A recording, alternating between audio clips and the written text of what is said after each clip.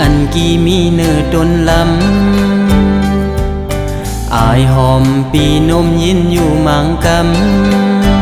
ำเคยเป็นตัวพึ่งเมื่ออยู่หิมจำก้มกุยไหลวนไม่ป้อไหลขี่ซ้อมกามอ่อนสู่แลเฮาอำหมย้อนตอนฮักน้องปนล้นเจอกอกุยกาไหลล้อมฮักเนื้อเสือเอา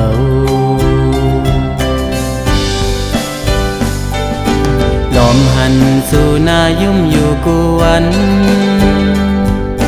หูอยู่สู่เตฮักเนื้อปีเฮาปีไปสั่งหัดฮักสู่น้องไหลกอบสายปีซ้ำเป็นไว้ก็ผ่านหูอยู่อำสร้างฮักในก็หลายปอนางหูส้มพวสัตว์ผ่านสาย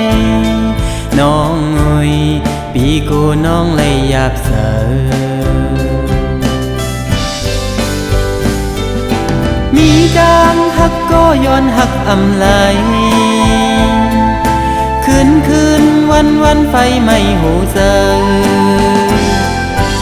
ยิ่งน้องเอ้ยย้อนสู่ถึงแล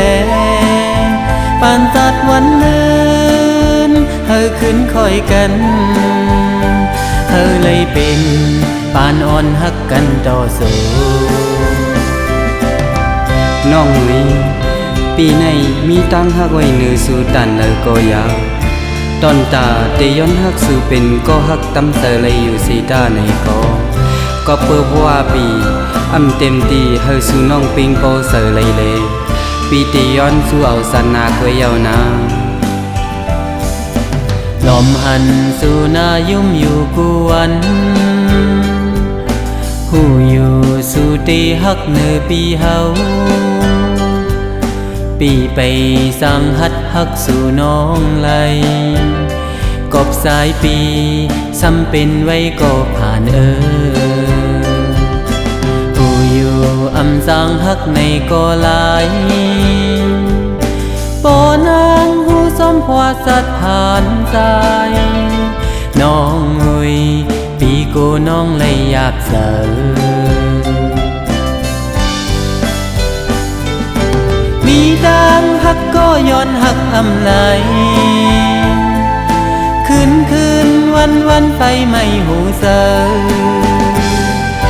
ยิ่งน้องเอ้ยย้อนสู่ถึงแลปานตัดวันลืนเฮอขึ้นคอยกันเฮอเลยเป็นปานอ่อนฮักกันต่อสู้